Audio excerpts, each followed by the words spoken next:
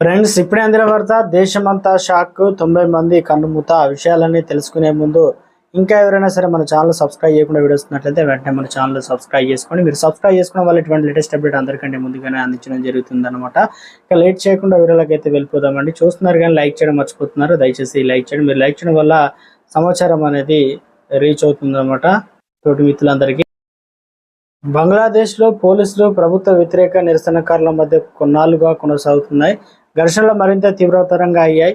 అయితే తాజా ఘర్షణల్లో 90 మంది మరణించారు. ప్రధాని షేక్ హసీనా పదవి నుంచి దిగిపోవాలని డిమాండ్ చేస్తూ విద్యార్థి నాయకులు నిరసన పిలుపునివ్వడంతో ఆ దేశంలో అశాంతి నెలకొంది.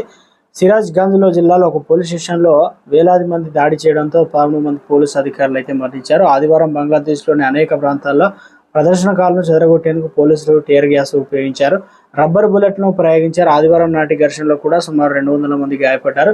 జూలైలో ఈ ఆందోళన ప్రారంభమైనప్పటి నుంచి ఇప్పటి వరకు 280కి పైగా మరణించారు. సివిల్ సర్వీస్ ఉద్యోగాల్లో కోటా రద్దు చేయాలని డిమాండ్తో గత నెలలో మొదలైన నిరసన క్రమంగా ప్రస్తుతం రూపుదాల్చుతూ ఇప్పుడు ప్రభుత్వ వ్యతిరేక ఉద్యమంగా మారుతుంది. కాగా బంగ్లాదేశ్ న్యాయ శాఖ మంత్రి అనిల్ సుల్ అనగా హక్ ఆదివారం బీబీసీ ఏదైతే న్యూస్ అవర్ కార్యక్రమంలో మాట్లాడుతూ అధికారుల నిగ్రహంగా పాటిస్తున్నారని చెప్పేసి అన్నారు. మేము సమయం పాటించకపోతే రక్తపాతం జరుగుతుంది, మా స్థానానికి అద్దులున్నాయని చెప్పేసి అని సూల్ అనగా హక్ ఘర్షణ నేపథ్యంలో ఇప్పటికే రాజధాని ఢాకాలో మొబైల్ ఇంటర్నెట్ సేవలు నిలిపివేసింది. Bangladesh telecommunication regulatory commission authority BBC బెంగాల్తో మాట్లాడుతూ ఢాకా ప్రాంతంలో 4G ఇంటర్నెట్ సేవలు ప్రస్తుతానికి నిలిపివేశామని, బ్రాడ్బ్యాండ్ సేవలు కూడా కొనసాగుతున్నాయని చెప్పారు.